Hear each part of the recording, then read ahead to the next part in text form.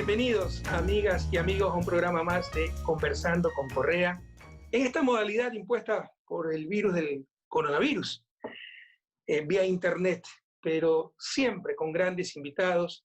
Y en esta ocasión, John Perkins, estadounidense, escritor.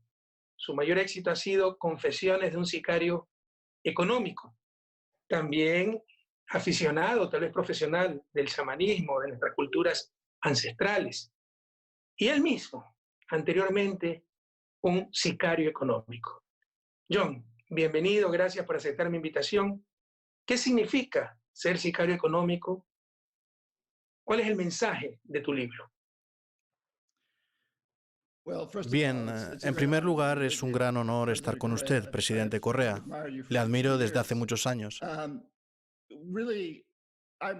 Mi título oficial era el de economista jefe en una de las principales empresas consultoras internacionales, pero mi trabajo era identificar países con recursos que querían obtener nuestras corporaciones, como el crudo en Ecuador, por ejemplo, y después negociar grandes préstamos para ese país a través del Banco Mundial y otras organizaciones vinculadas. Sin embargo, el dinero no iba directamente al país. El dinero iba a nuestras organizaciones para construir proyectos de infraestructuras en el país. Obras como centrales eléctricas, carreteras, parques industriales, puertos. Proyectos que, en primer lugar, generaron grandes beneficios para las empresas adjudicatarias y, en segundo lugar, dieron mucho dinero a un puñado de familias ricas del país, las familias ricas que poseen las industrias, los establecimientos comerciales. Esos grupos se beneficiaron de disponer más electricidad y de mejores carreteras, pero la mayoría de la gente se vio perjudicada porque se detraía dinero del sistema de salud, de la educación y de otros servicios públicos para poder saldar los préstamos. Al final, los préstamos nunca eran devueltos. No era posible devolverlos. Era parte del plan. Así que básicamente creábamos una especie de imperio que se hacía con el control del país. Ahora podíamos volver al país y decir, ¿no pueden pagar sus préstamos? Pues vendan sus recursos. Ya sea petróleo o lo que tengan, véndanlos baratos a nuestra organización, sin ninguna regulación social o ambiental. O déjenos construir una base militar en su territorio, como usted bien sabe, por Ecuador. Vote con nosotros en la próxima cumbre de las Naciones Unidas contra Cuba. Cosas así. En esencia, tomábamos el control del país. Y tengo que decir, como supongo que usted también es consciente, que si el presidente del país no aceptaba esas condiciones, muchas veces la gente a la que llamábamos chacales intervenían y o bien derrocaban al gobierno orquestando un golpe de Estado, o bien asesinaban a los líderes como hicieron con Allende en Chile, con Lumumba en el Congo y al final con Dinh Diem en Vietnam, entre muchos otros. Tenemos una larga historia que sitúa a veces al presidente de un país, al ministro de Hacienda o a otra gente en una situación muy difícil. Así fue como creamos un verdadero imperio global, un imperio corporativo. Lo terrible de esto, de todas formas, ahora que estamos sufriendo del coronavirus, es que creamos un sistema económico global que yo llamo economía de la muerte. He escrito sobre ello un nuevo libro que sale en junio que se titula Tocando al Jaguar. El libro entra en detalles sobre cómo creamos esta economía de la muerte, que es un sistema económico basado en la explotación cada vez más rápida de recursos que se están agotando. Es una economía básicamente suicida y no está funcionando. Y estamos viendo ahora esta explotación en todo el mundo, la dependencia de los países de América Latina, por ejemplo, su dependencia de la inversión extranjera, de la explotación de materias primas como el petróleo, el zinc, el cobre y otros recursos a Estados Unidos, e incluso a gran escala flores y otras mercancías de ese tipo, ya sabe, plátanos, frutas, verduras, todo tipo de cosas. Y todo ello está poniendo a estos países en una posición muy vulnerable. Estados Unidos está sufriendo del coronavirus, pero en cierto modo creo que pone a otros países que son muy dependientes del comercio con nosotros y ahora con China y Europa en una posición muy vulnerable. Es una situación extremadamente peligrosa. Yo he sido testigo, o tal vez víctima, de lo que tú dices, los dólares como instrumento de chantaje. Recuerdo cuando fui ministro de Economía en el 2005, abril del 2005, cambié las políticas económicas o traté de cambiar esas políticas económicas. Ya había un crédito aprobado, se habían cumplido todas las condiciones hasta diciembre del 2004 y nunca llegó. Y cuando fui a Washington a preguntar al Banco Mundial, era un crédito del Banco Mundial, ¿qué pasó? Pamela Cox, vicepresidente del Banco Mundial, al menos frontalmente, porque los demás daban vueltas, me dijo claramente, no les vamos a dar el crédito porque usted cambió las políticas económicas, es decir, los dólares como instrumento de chantaje.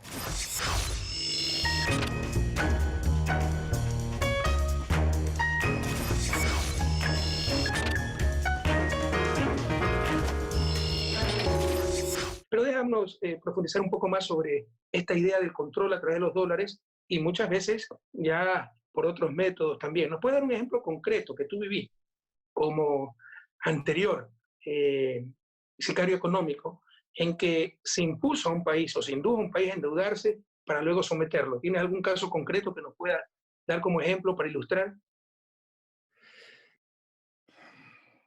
Sí, hay muchos ejemplos. Ya sabe, por ejemplo, en Ecuador, en los años 70, una junta militar tomó el poder y la CIA estuvo muy involucrada. Al mismo tiempo, yo estaba allí en calidad de sicario económico. Fui a Ecuador como antes estuve en Colombia y en muchos países de América Latina. Básicamente, yendo a visitar a presidentes que, de hecho, en muchas ocasiones eran dictadores militares que sabían que en gran parte debían su seguridad al apoyo de la CIA. De modo que era muy fácil ir y decirles, oigan, acepten de nosotros este gran préstamo y contraten a nuestra empresa. De hecho, nunca verán el dinero. El dinero, de hecho, nunca entrará en su país. Saldrá de un banco en Washington, como el Banco Mundial, y acabará en una cuenta en un banco de Houston, Texas, o en San Francisco. Es un juego con dinero respaldado por la Reserva Federal para pagar a Halliburton o a otras grandes empresas que vengan y construyan esas grandes infraestructuras. Pero su familia y las familias de sus amigos se beneficiarán porque son dueños de la industria y se van a beneficiar de toda la electricidad producida.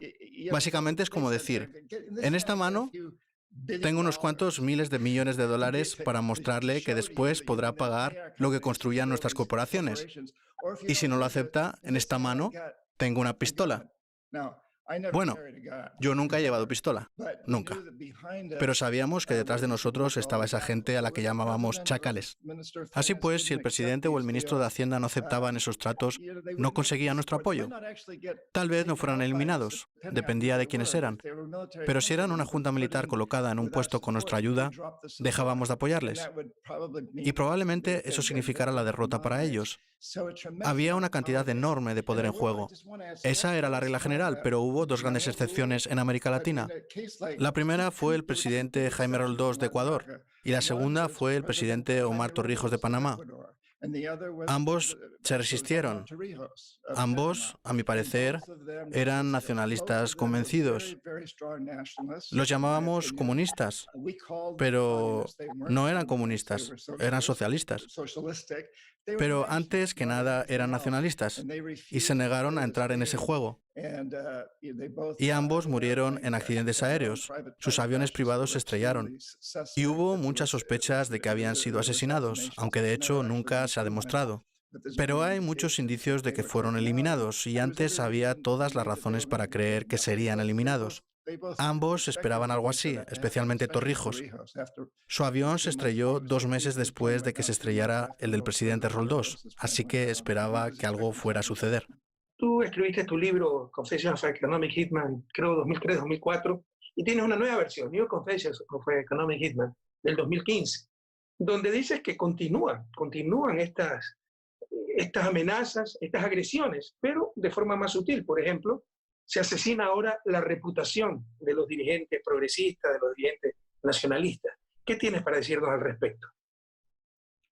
Sí, escribí una nueva versión de Confesiones de un sicario económico porque durante, digamos, los 12 años que han pasado entre los dos libros, las cosas han empeorado. Hoy aún existen personas como yo. Como dije anteriormente, yo era una especie de sicario económico genérico. No me importaba de qué corporación estadounidense se tratara, General Electric, Halliburton Brown Root o Bechtel, mientras fuese una compañía estadounidense y nosotros recibiéramos la parte que nos correspondía por la operación.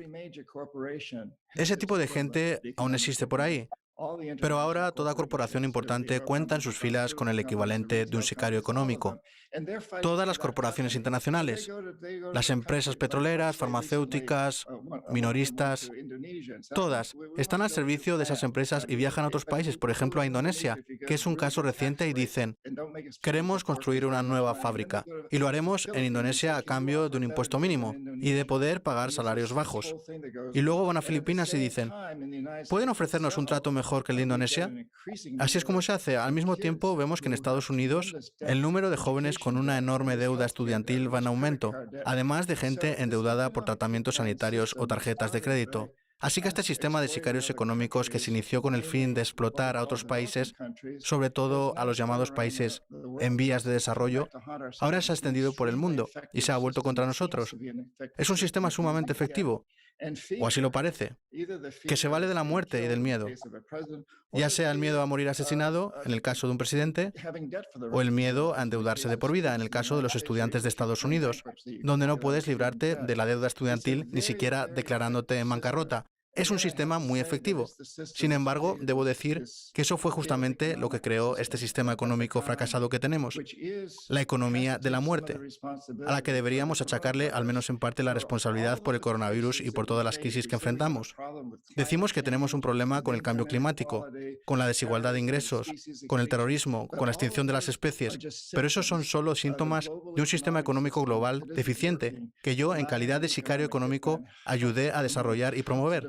Y por eso me he pasado el resto de mi vida intentando cambiarlo, ya que me sentí muy culpable. Me sentí mal por haber hecho todo eso. Tú hablabas, y tú hablas en tu libro, de asesinato de la reputación. Ahora hay toda una estrategia regional llamada lawfare, judicialización de la política, lawfare, ¿no? Que tiene dos patas: el linchamiento mediático, asesinar tu reputación, y luego jueces sometidos, amenazados o comprados, lo único que hacen es copiar los titulares, ¿no? Y condenar, perseguir a dirigentes progresistas, nacionalistas, para aislarlos. ¿Conoces de esa estrategia que existe ahora en América Latina? Sabe, esta idea del asesinato de la reputación en realidad lleva mucho tiempo existiendo. Si nos fijamos en el movimiento para quitarle a Allende la presidencia de Chile, se trataba de una campaña realmente fuerte lanzada desde Estados Unidos para demostrar que era comunista, que era un títere de Rusia, lo cual no era cierto en absoluto. Se trataba de una noticia totalmente falsa, pero resultó ser extremadamente eficaz. Antes de eso, a principios de los años 50, Mossadegh en Irán fue derrocado por un agente de la CIA que entró y convenció al país, sobornando a los periódicos, a los medios, a la policía y provocando manifestaciones de que Mossadegh no era popular, pero era muy popular. Y en gran parte fue una campaña mediática. Y ciertamente en tiempos más recientes vemos al presidente Lula de Brasil recorriendo ese camino. Solo fue una campaña de difamación. Hemos visto una arremetida contra usted, presidente Correa. Hemos visto una arremetida contra Zelaya, en Honduras. No funcionó en algunos casos, pero Zelaya fue derrocado. Esto es viejo, pero ahora se está poniendo peor.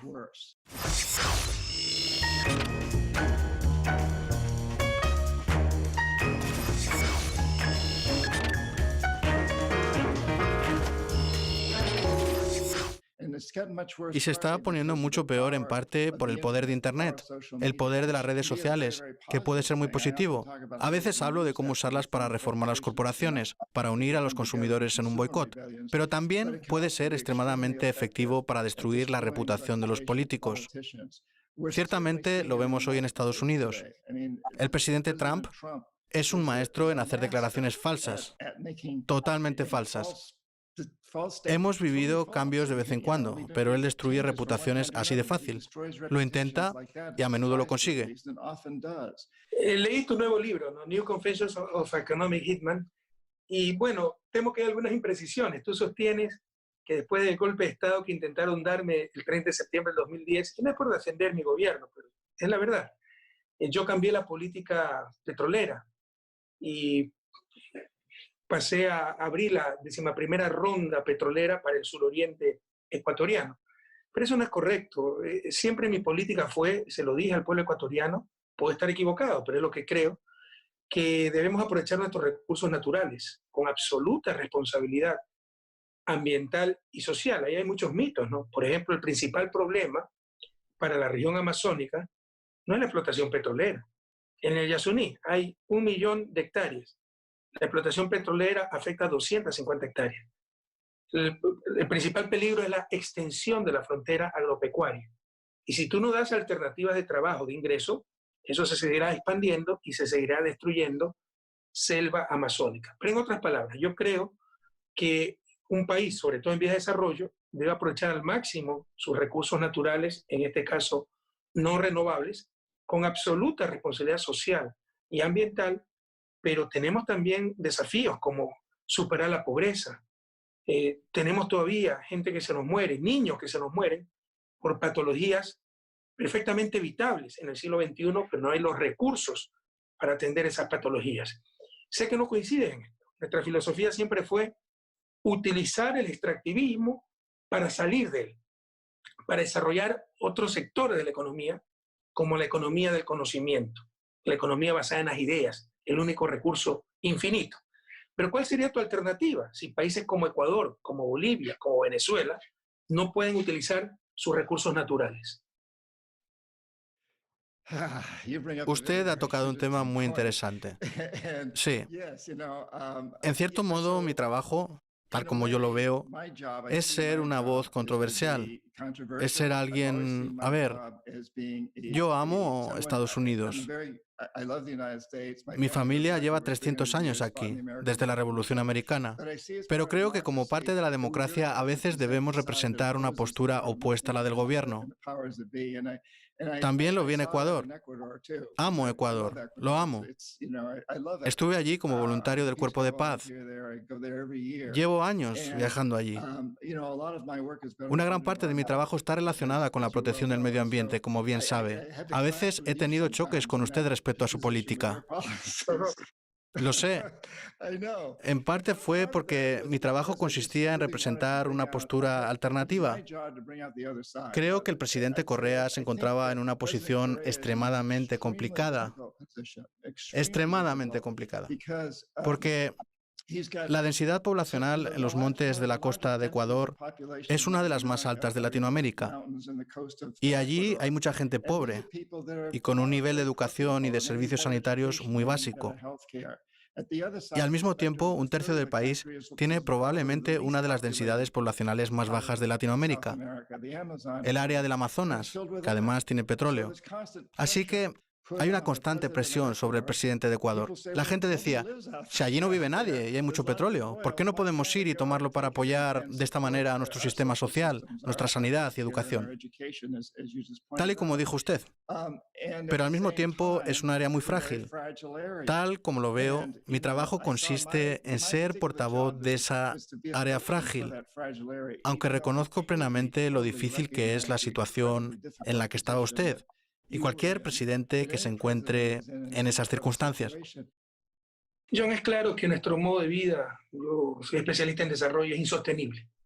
La acumulación ilimitada, el crecimiento ilimitado, no son insostenibles, indeseables, porque se ha demostrado más crecimiento, más Producto Interno Bruto por habitante, más ingreso por persona, no da más felicidad.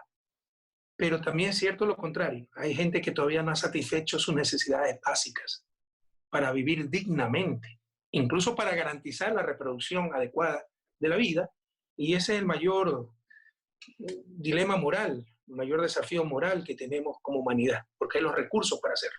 Hay que encontrar el justo equilibrio y para eso hay que aprovechar adecuadamente los recursos que cada país tiene. Pero tú has hablado de la economía de la muerte, de la economía de la vida, después de esta emergencia planetaria que estamos enfrentando, el coronavirus, tal vez el más grave peligro del último siglo que ha tenido que enfrentar la humanidad, que nos demuestra lo frágiles que somos. ¿no? La arrogante humanidad viéndose desafiada por un virus microscópico, entendiendo por fin que para que vivamos felices debemos hacer felices a los demás. Para vivir bien deben vivir bien los demás, porque este virus no distingue entre ricos, pobres, entre Europa o América Latina. Entonces, por ejemplo, nos debe llevar a la conclusión que la salud no debe ser una mercancía, sino un derecho al alcance de todas y de todos. El mundo post-pandemia va a ser diferente. Ojalá se acerque mucho más a lo que tú defines como esa economía de la vida, que no se busque esa acumulación ilimitada, destruyendo la naturaleza. Tus criterios son muy cercanos al concepto del summa causae en quichua, el buen vivir de nuestros pueblos ancestrales, que significa, sí, satisfacer necesidades básicas para una vida digna, pero también en armonía con la naturaleza, en armonía con otros seres humanos, los bienes relacionales tan importantes para la felicidad, y con respeto absoluto a todas las culturas. Entonces, ojalá cambie ese mundo después de esta pandemia, el mundo en que vivimos, y cambie para mejor, pasando de aquello que llamas economía de la muerte a esa economía de la vida. Yo también espero que así sea. Pienso que durante su presidencia en Ecuador, usted implementó dos extraordinarias nociones filosóficas de enorme importancia. La primera son los derechos de la naturaleza que otorga la nueva constitución del país, derechos iguales a los derechos humanos. Y la segunda es la política del buen vivir, que de hecho es la economía de la vida. Siempre me he sentido muy impresionado por ella. Y creo que después de que usted se fuera de Ecuador, el país ha dado un paso atrás en ese sentido. En realidad, de alguna manera, todo se reduce a la fuerza motriz de la economía de la muerte, que es maximizar los beneficios a corto plazo sin tener en cuenta el costo social y medioambiental. Friedman dijo que si lo hacemos, se arreglarán automáticamente todos los problemas sociales y medioambientales. Pero luego descubrimos que no funciona, que es una política insensata. Así pues, debemos ir más allá. Y creo que cuando usted habla de calidad interior, cuando usted habla de que debemos ayudar a la gente pobre, a la gente que pasa hambre, que no tiene agua, electricidad, estoy totalmente de acuerdo. Yo creo que la mejor solución para eso es igualar las cosas. Si en vez de maximizar los beneficios a corto plazo, nos guiamos por el propósito de pagarles una tasa de rendimiento decente a los inversores que invierten en algo que aumente los beneficios a largo plazo para la gente y la naturaleza, eso quiere decir que estaríamos pagando a la gente para eliminar la contaminación. Imagínese si los impuestos estadounidenses, el 54% de mis impuestos, del presupuesto discrecional de Estados Unidos, están destinados a la industria militar. O sea, básicamente a matar a la gente. Imagínese si ese dinero, o gran parte de ese dinero, se lo pagáramos a las mismas empresas, a Raytheon y General Dynamics, que actualmente se dedican a la producción de misiles, pero destinándolo a proyectos de extracción del plástico de los océanos, a recuperar el medio ambiente destruido, a limpiar los vertidos de petróleo en Ecuador y la Amazonía. Podríamos destinar ese dinero para limpiar. Tenemos vertidos de petróleo por todo el mundo, entornos devastados, para manejarnos con las nuevas tecnologías. Creo que ahora tenemos una enorme oportunidad de invertir en cosas que fomentan la vida. Si lo hacemos, al mismo tiempo estaremos haciendo una gran inversión en ayudar a la gente que no tiene agua, ni electricidad, ni sistemas adecuados de saneamiento. Y son muchas personas en todo el mundo. Espero que vayamos todos en esa dirección. Y espero que este coronavirus nos ayude a entenderlo.